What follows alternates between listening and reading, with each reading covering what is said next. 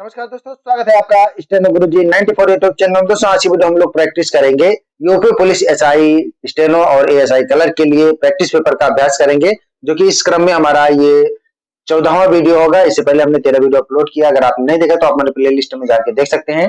आपको वहाँ पे सारा क्रम वाइज वीडियो मिल जाएगा। वीडियो पसंद आए तो वीडियो को लाइक कर देना और अपने दोस्तों के साथ भी शेयर करना, ताकि वो भी इसका लाभ ले सकें। इसके अलावा दोस्तों, अगर आप डिक्टेशन की प्रैक्टिस करना चाहते हैं तो आप हमारे स्टेनो गुरुजी वाले चैनल पे जाएंगे। वहां पे आपको डिक्टेशन आपके हिसाब से स्पीड में और बेसिक कोर्स सब कुछ वहां पे अवेलेबल है, वहां पे मिल जाएगा। और इसका पीडीएफ दोस्तों आपको टेलीग्राम पर मिल जाएगा, नहीं तो वीडियो के डिस्क्रिप्शन में भी लिंक दिया गया है। तो वहां पे भी आप सॉल्व करके बताइए कितने क्वेश्चन इसमें से आपको आ रहे थे। तो ज्यादा समय न लेते हुए चलिए स्टार्ट करते हैं। इस क्रम में दोस्तों हम लोग जीएस सामान्य अध्ययन और सामान्य अवेयरनेस के प्रश्नों को, पहला क्वेश्चन है इसमें, संपूर्ण रूप से भारत में अनुमानित जनसंख्या घनत्व लोग प्रति वर्ग किलोमीटर है। कितने लोग प्रति वर्ग किलोमीटर है ये आपको बताना है। ठीक है, सामान्य जानकारी और समय के दोनों क्वेश्चन होंगे इसमें। और इस क्रम में इस सीरीज का ये जो है पहला क्वेश्चन है इस वीडियो का। तो यहाँ पे क्वेश्चन नंबर 41 देखिए, कितने हैं आपको ये बताना है, कितने लोग प्रति वर्ग किलोमीटर है।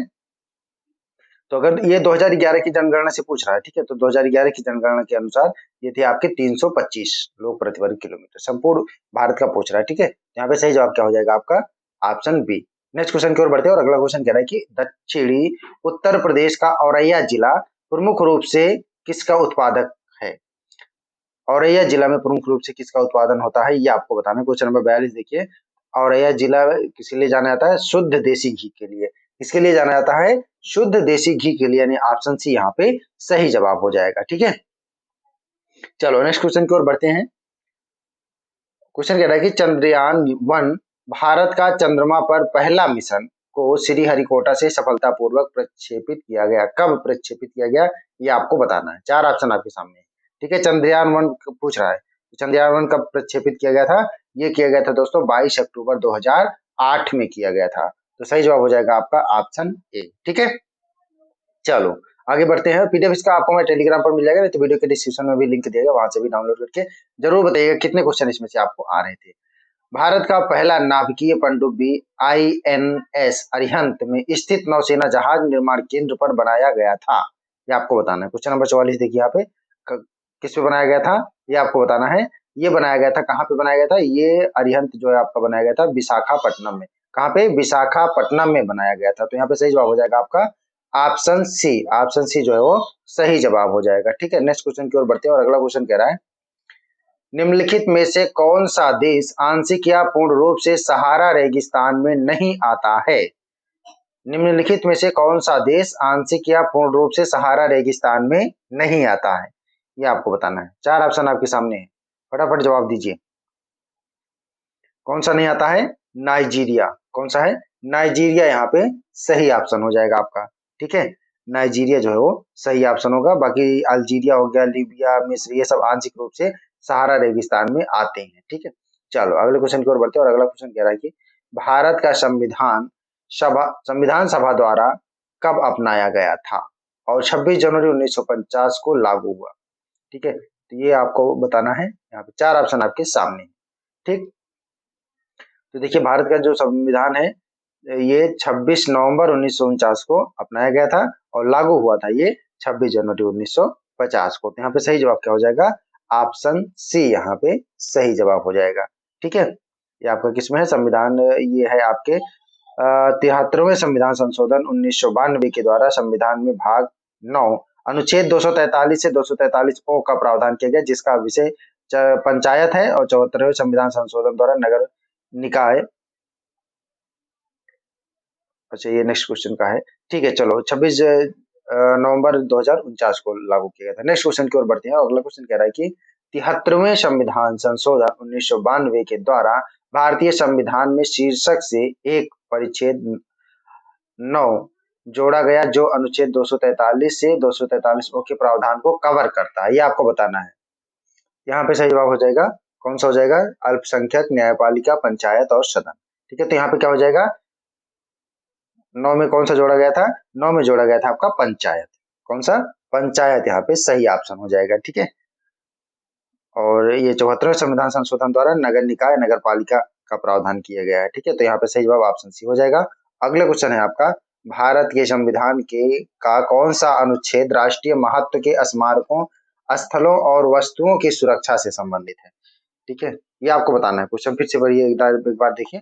भारत के संविधान का कौन सा अनुच्छेद राष्ट्रीय महत्व के स्मारकों, स्थलों और वस्तुओं की सुरक्षा से संबंधित है? ये आपको बताना है। क्वेश्चन नंबर 48 देखिए, कौन सा है? ये है आपका अनुच्छेद 49। अनुच्छेद 49 है आपका। राज्य के नीति निर्देशक तत्व ना 36 से 51 के बीच, तो उसी में आता है आपका अनुच्छेद 49 जो है राष्ट्रीय महत्व के स्मारक, स्थल व वस्तुओं के संरक्षण का को देता है। ठीक है, यहाँ पे सही जवाब हो जाएगा आपका ऑप्शन सी। चलो नेक्स्ट क्वेश्चन की ओर बढ़ते हैं, और अगला क्वेश्चन है आपका, यूनाइटेड प्रोविंस कब उत्तर प्रदेश बना? ये आपको बताना है। क्वेश्चन नंबर 49 देखिए, यहाँ पे सही जवाब क्या हो जाएगा? यूनाइटेड प्रोविंस कब उत्तर प्रदेश बना? ये बना था आपका 1950 में। कब बना था? 1950 में। ठीक है, अगले क्वेश्चन की ओर बढ़ते हैं, और अगला क्वेश्चन है आपका, यहाँ पे सही जवाब हो जाएगा ऑप्शन सी। और नेक्स्ट क्वेश्चन है आपका, किस मुगल बादशाह ने इलाहाबाद को अपनी राजधानी बनाया था? किस मुगल बादशाह ने इलाहाबाद को अपनी राजधानी बनाया था? तो दोस्तों अकबर व शाह आलम द्वितीय जो थे, दोनों ऐसे मुगल सम्राट थे जिन्होंने इलाहाबाद को अपनी राजधानी बनाया था। तो यहाँ पे सही जवाब क्या हो जाएगा? सही जवाब हो जाएगा अकबर और शाह आलम द्वितीय, यानी ऑप्शन सी जो है ए और बी दोनों सही है। ठीक है, ऑप्शन सी यहाँ पे आपका सही जवाब होगा। अगला क्वेश्चन कह रहा है कि जयचंद के विश्वासघात के कारण पृथ्वीराज चौहान की पराजय हुई। कालांतर में जयचंद्र कहाँ और कब मारा गया? ये आपको बताना है। तो जयचंद्र किस युद्ध में पराजित हुए थे, ये आपको बताना है। कब मारा गए थे, कब मारे गए थे? क्वेश्चन नंबर 51 देखिए यहाँ पे, तो जिससे आपको पता है कि चंदावर का युद्ध हुआ था 1193 में। ठीक है, और मोहम्मद गौरी ने जयचंद को परास्त कर उसे मार दिया था। इससे पूर्व 1992 में तराइन का युद्ध हुआ था मोहम्मद गौरी और पृथ्वीराज चौहान के बीच में। तो चौहान को परास्त किया था और दिल्ली पर कब्जा कर लिया था मोहम्मद गौरी ने। ठीक है, यहाँ पे सही जवाब हो जाएगा आपका 93, चंदावर के युद्ध में, और 1993 सॉरी 1193। तो ऑप्शन बी यहाँ पे सही जवाब होगा। अगला क्वेश्चन है, कन्नौज से पूर्व हर्षवर्धन कहाँ का शासक था? कन्नौज से पूर्व हर्षवर्धन कहाँ का शासक था? ये आपको बताना है। कन्नौज से पूर्व जो है हर्षवर्धन आपके थानेश्वर के शासक थे। कहाँ के? थानेश्वर के, यानी ऑप्शन डी यहाँ पे सही जवाब होगा। नेक्स्ट क्वेश्चन है आपका, क्वेश्चन है, उत्तर प्रदेश में वह कौन सा एकमात्र क्षेत्र है जहां तांबा पाया जाता है? उत्तर प्रदेश का वह कौन सा क्षेत्र है जहां पे तांबा पाया जाता है, ये आपको बताना है। तो उत्तर प्रदेश का दोस्तों ललितपुर है। कौन सा है? ललितपुर जिला है। ठीक है, जहां तांबा पाया जाता है, और इसके अतिरिक्त यहाँ पे रॉक फॉस्फेट, यूरेनियम और ये डायस्पोर, ये सब भी मिलते हैं यहाँ पे। ठीक है, तो सही जवाब हो जाएगा आपका ऑप्शन सी। अगला क्वेश्चन कह रहा है कि उत्तर प्रदेश में नींबू प्रधानता कहाँ उगाया जाता है? नींबू कहाँ उगाया जाता है उत्तर प्रदेश में ज्यादा बहुतायत मात्रा में? ये उगाया जाता है आपका सहारनपुर और मेरठ। ठीक है, सहारनपुर और मेरठ में। केला आपका होता है वाराणसी, गोरखपुर, इलाहाबाद। आम लखनऊ, सीतापुर, सहारनपुर। ठीक है, वाराणसी यहाँ होता है। लीची जो होता है सहारनपुर मेरठ में होता है, और आंवला के लिए आपका जाना जाता है प्रतापगढ़। तो नींबू के लिए क्या हो जाएगा? सहारनपुर और मेरठ। ऑप्शन ए यहाँ पे सही जवाब होगा। अगला क्वेश्चन कह रहा है कि निम्नलिखित में से कौन न्यूनतम समर्थन मूल्य एमएसपी के अंतर्गत सम्मिलित नहीं है? ठीक है, ये आपको बताना है। तो कौन सा सम्मिलित नहीं है? मूंगफली जो है वो एमएसपी में नहीं आता है। ठीक है, अरहर, मसूर, उड़द, मूंग व चना, और ये 5 दाल का न्यूनतम समर्थन मूल्य घोषित किया गया है, लेकिन मूंगफली ये सब नहीं आता है। यहाँ पे नहीं पूछ रहा है, तो ऑप्शन डी यहाँ पे सही जवाब हो जाएगा। नेक्स्ट क्वेश्चन कह रहा है कि सकल घरेलू प्रसन्नता की अवधारणा विकसित की गई थी किसके द्वारा? किस देश के द्वारा की गई थी आपको बताना है। सकल घरेलू प्रसन्नता किसके द्वारा की गई थी? ये किया गया था दोस्तों भूटान के द्वारा। किसके द्वारा किया गया था? भूटान के द्वारा किया गया था। तो यहाँ पे सही जवाब हो जाएगा 2008 में किया गया था, तो यहाँ पे सही जवाब ऑप्शन बी हो जाएगा। अगला क्वेश्चन कह रहा है कि पंजाब के किस गांव ने हॉकी के सर्वाधिक ओलंपिक खिलाड़ी दिए? पंजाब के किस गांव ने हॉकी के सर्वाधिक ओलंपिक खिलाड़ी दिए हैं? तो पंजाब का दोस्तों एक है संसारपुर। कौन सा है? संसारपुर है। ठीक है, पंजाब में स्थित गांव है संसारपुर। ऑप्शन डी यहाँ पे सही जवाब हो जाएगा। अगले क्वेश्चन की ओर बढ़ते हैं, और अगला क्वेश्चन है आपका, विश्व की सबसे तेज चलने वाली ट्रेन कौन सी है? सबसे तेज चलने वाली ट्रेन पूछ रहा है यहाँ पे। सबसे तेज चलने वाली ट्रेन आपका संघाई मागलो है। कौन सा है? संघाई मागलो। ऑप्शन डी यहाँ पे सही जवाब हो जाएगा। ठीक है, चलो अगले क्वेश्चन की ओर बढ़ते हैं, और अगला क्वेश्चन कह रहा है कि बस्तर एक आदिवासी जिला है किस राज्य में है? बस्तर एक आदिवासी जिला जो, और ये किस राज्य में है ये आपको बताना है। ठीक है। बस्तर दोस्तों आपका पड़ता है छत्तीसगढ़ राज्य का, ठीक है, छत्तीसगढ़ राज्य का एक जिला है, ठीक है। छत्तीसगढ़ में कुल आपके 27 जिले हैं, ठीक है। बस्तर, बीजापुर, सुकमा, दंतेवाड़ा, ये सब जो है वो दक्षिणी जनपद है और ये सब आदिवासी जिले हैं, ठीक है। तो यहाँ पे सही जवाब हो जाएगा छत्तीसगढ़। बक्सर बस्तर कहाँ पे है? छत्तीसगढ़। नेक्स्ट क्वेश्चन कह रहा है कि बेटों वाली विधवा किसके द्वारा लिखी गई कथा है? लघु कथा है। बेटों वाली विधवा किसके द्वारा लिखी गई लघु कथा है? ये आपको बताना है। ये आपके लिखे हैं मुंशी प्रेमचंद ने। किसने लिखा है? प्रेमचंद द्वारा लिखा गया है। ऑप्शन बी यहाँ पे सही जवाब होगा। अगले क्वेश्चन की ओर बढ़ते हैं और अगला क्वेश्चन कह रहा है कि पंचगव्य में निम्नलिखित में से क्या सम्मिलित नहीं किया जाता है? पंचगव्य में चार ऑप्शन आपके सामने है। बहुत इंपॉर्टेंट क्वेश्चन है, आराम से जवाब दीजिए, कई बार क्वेश्चन पूछा गया है। सही जवाब हो जाएगा दोस्तों, पंचगव्य में किसको सम्मिलित नहीं किया जाता है? देखिए तुलसी जो है पंचगव्य में सम्मिलित नहीं होता है। पंचगव्य यानी कि 5 गौ उत्पादक, ठीक, 5 गाय की से मतलब उत्पादित होने वाला चीज, जैसे हो गया आपका गाय का दूध, दही, घी, मूत्र, गोबर, ठीक है, ये पंचगव्य में शामिल होते हैं। तुलसी जो है वो नहीं होता, तो आपका ऑप्शन डी जो है वो सही जवाब हो जाएगा। अगला क्वेश्चन कह रहा है कि निम्नलिखित में से किस देश की प्रजनन दर विश्व में सर्वाधिक है? किस देश की प्रजनन दर विश्व में सर्वाधिक है? यह है दोस्तों नाइजीरिया की, ठीक है, नाइजीरिया की है। तो यहाँ पे सही जवाब हो जाएगा ऑप्शन डी। अगले क्वेश्चन की ओर बढ़ते हैं। अगला क्वेश्चन कह रहा है आपके पर्यावरण प्रदूषण से क्या अभिप्राय है? ये आपको बताना, पर्यावरण प्रदूषण से क्या अभिप्राय है? चार ऑप्शन आपके सामने है, ऑप्शन पढ़िए और आराम से उत्तर दीजिए। यहाँ पे सही जवाब क्या हो जाएगा? देखिए यहाँ पे सही जवाब जो होगा वो ऑप्शन डी हो जाएगा, यानी कि सभी सही है यहाँ पे, ठीक है। अगले क्वेश्चन की ओर बढ़ते हैं और अगला क्वेश्चन कह रहा है कि एटीएम मशीन से पैसा निकालते समय निकालने वालों पर इलेक्ट्रॉनिक निगरानी किस चीज की जाती है? ये आपको बताना है। तो किस चीज से की जाती है? जो जब आप घुसेंगे तो वहां पे देखिए सीसीटीवी कैमरा लगा होता है, कभी एटीएम मशीन में भी लगा होता है सामने, और उस कमरे में भी सीसीटीवी कैमरे लगे होते हैं। तो किससे निगरानी की जाती है? क्लोज्ड सर्किट टीवी से, ठीक है। सीसीटीवी का मतलब होता है क्लोज सर्किट टीवी। कभी कभी फुल फॉर्म भी पूछ लेता है, तो इसको भी याद रखिएगा, क्वेश्चन इंपॉर्टेंट है, ठीक है, फुल फॉर्म भी इसका याद रखिएगा। अगला क्वेश्चन है, प्रत्येक वर्ष भारत में राष्ट्रीय प्रौद्योगिक दिवस कब मनाया जाता है? प्रत्येक वर्ष भारत में राष्ट्रीय प्रौद्योगिक दिवस कब मनाया जाता है? ये आपको बताना है। ये मनाया जाता है आपका 11 मई को, ठीक है, 11 मई को मनाया जाता है राष्ट्रीय प्रौद्योगिक दिवस। तो सही जवाब हो जाएगा आपका ऑप्शन बी। नेक्स्ट क्वेश्चन है, निम्नलिखित में से कौन सा किला भारत के जिब्राल्टर के नाम से जाना जाता है?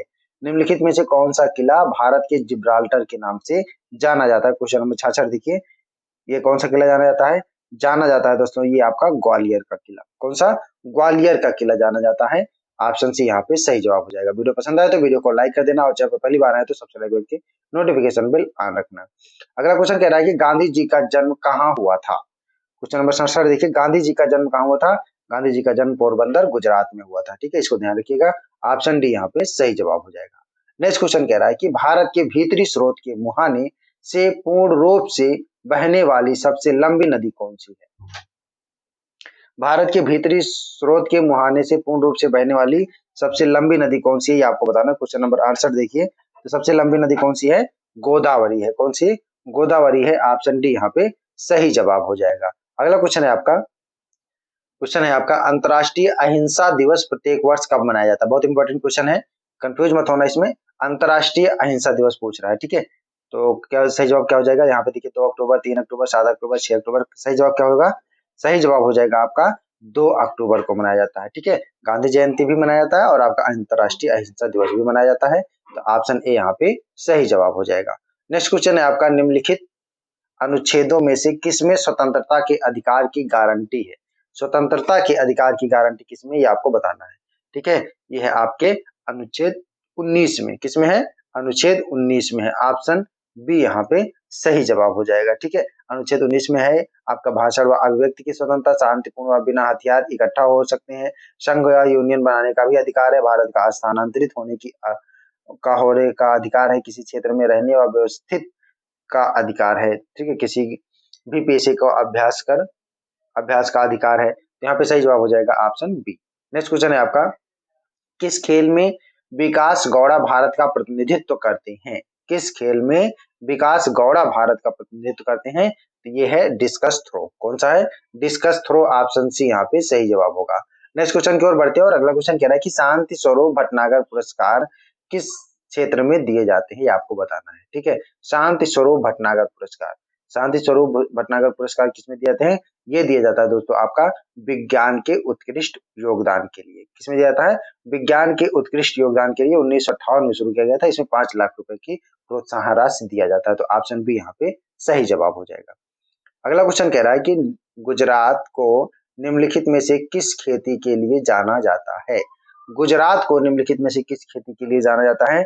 तो गुजरात को दोस्तों जो जाना जाता है, गुजरात है आपका कपास उत्पादन में। ठीक है, कपास उत्पादन के लिए विशेषता जाना जाता है इसको। ठीक है, और कपास को सफेद सोना भी कहा जाता है, तो इसको भी ध्यान रखिएगा। ऑप्शन डी यहाँ पे सही जवाब हो जाएगा। नेक्स्ट क्वेश्चन कह रहा है कि राष्ट्रीय पेंशन योजना एनपीएस, जैसे कि आपको पता है कि 2004 के बाद जितने भी लोग गवर्नमेंट सर्वेंट ज्वाइन करते हैं, गवर्नमेंट सर्विस ज्वाइन करते हैं, उनका एनपीएस में आता है। ठीक है, तो यहाँ पे कह रहा है कि राष्ट्रीय पेंशन योजना एनपीएस द्वारा किसके द्वारा नियंत्रित होती है, ये आपको बताना है। क्वेश्चन नंबर 74 देखिए। तो दोस्तों ये जो होता है, ये होता है आपका पीएफआरडीए द्वारा। किसके द्वारा होता है? पीएफआरडीए। ठीक है, पीएफआरडीए यानी कि हो जाएगा आपका इसी के द्वारा नियंत्रित होता है, और ये 2004 में प्रारंभ किया गया था। ठीक है, तो सही जवाब हो जाएगा आपका ऑप्शन बी। नेक्स्ट क्वेश्चन की ओर बढ़ते हैं और अगला क्वेश्चन कह रहा है कि गोल गुंबज मकबरा किसका है? गोल गुंबज मकबरा किसका, ये आपको बताना है। ये है आपका मोहम्मद आदिल शाह का। किसका है? मोहम्मद आदिल शाह का है। इसका निर्माण किया गया था 1656 में। ठीक है, काबुल के वास्तुकार याकूब ने किया था इसका निर्माण। तो सही जवाब हो जाएगा यहाँ पे ऑप्शन ए। अगले क्वेश्चन की ओर बढ़ते हैं और अगला क्वेश्चन कह रहा है कि भारत में प्रत्येक वर्ष राष्ट्रीय मतदाता दिवस किस दिन मनाया जाता है? राष्ट्रीय मतदाता दिवस पूछ रहा है। ठीक है, तो सही जवाब हो जाएगा राष्ट्रीय मतदाता दिवस आपका मनाया जाता है 24 जनवरी को। कब मनाया जाता है? 24 जनवरी को। ठीक है, प्रत्येक वर्ष 24 जनवरी को मनाया जाता है। तो सही जवाब ऑप्शन ए हो जाएगा यहाँ पे। नेक्स्ट क्वेश्चन कह रहा है कि प्रधानमंत्री राष्ट्रीय बाल पुरस्कार 2021 के लिए निम्न में से कितने बच्चों को चयनित किया गया है, ये आपको बताना है। राष्ट्रीय बाल पुरस्कार के लिए कितने बच्चों का चयन किया गया है, ये आपको बताना है। ठीक है, तो सही जवाब हो जाएगा यहाँ पे कितने बच्चों का चयन किया गया है? ये चयन किया गया है दोस्तों ये 32 बच्चों का चयन किया गया है। ठीक है, प्रधानमंत्री राष्ट्रीय बाल पुरस्कार के लिए इस साल जो है वो 32 बच्चों का चयन किया गया है। अगला क्वेश्चन है आपका जर्मन वाच के ग्लोबल क्लाइमेट रिस्क इंडेक्स 2021 में भारत को निम्न में से किस स्थान पर रखा गया है? जर्मन वाच के ग्लोबल क्लाइमेट में, तो इसमें रखा गया भारत को 7वें स्थान पे। किसमें रखा गया है? 7वें स्थान पे रखा गया है। और नेक्स्ट क्वेश्चन है आपका संयुक्त राष्ट्र द्वारा कैलेंडर वर्ष 2021 में भारत की आर्थिक वृद्धि कितने प्रतिशत रहने का अनुमान लगाया गया है? संयुक्त राष्ट्र द्वारा कैलेंडर वर्ष के 2021 के अनुसार कितने प्रतिशत अनुमान लगाया गया है? ये लगाया गया है 7.3%। 2021 के अनुसार 7.3% अनुमान लगाया गया है। नेक्स्ट क्वेश्चन है और इस वीडियो का आखिरी क्वेश्चन है, मिस्र के लिए भारत का अगला राजदूत निम्न में से किसे नियुक्त किया गया है? मिस्र के लिए भारत का अगला राजदूत किसे नियुक्त किया गया है? ये दोस्तों नियुक्त किए गए आपके अजीत विनायक गुप्त। अजीत विनायक गुप्त ये है आपके विदेश मंत्रालय के आईएफएस अधिकारी अजीत विनायक गुप्त जो है ये भारत के मिस्र के लिए अगले राजदूत नियुक्त किए गए हैं। तो ऑप्शन यहाँ पे सही जवाब हो जाएगा। पीडीएफ इसका दोस्तों आपको हमारे टेलीग्राम पर मिल जाएगा। वीडियो के डिस्क्रिप्शन में भी लिंक दिया गया, वहां से जाके डाउनलोड कर सकते हैं और फिर सॉल्व करके बताइएगा कितने क्वेश्चन इसमें से आपको आ रहे थे। ठीक है, और वीडियो पसंद आए तो वीडियो को लाइक कर देना और चैनल पर पहली बार आए तो सब्सक्राइब करके नोटिफिकेशन बेल आ रखना। मिलते हैं नेक्स्ट वीडियो में, तब तक के लिए बाय। Thanks for watching. जय हिंद, जय भारत।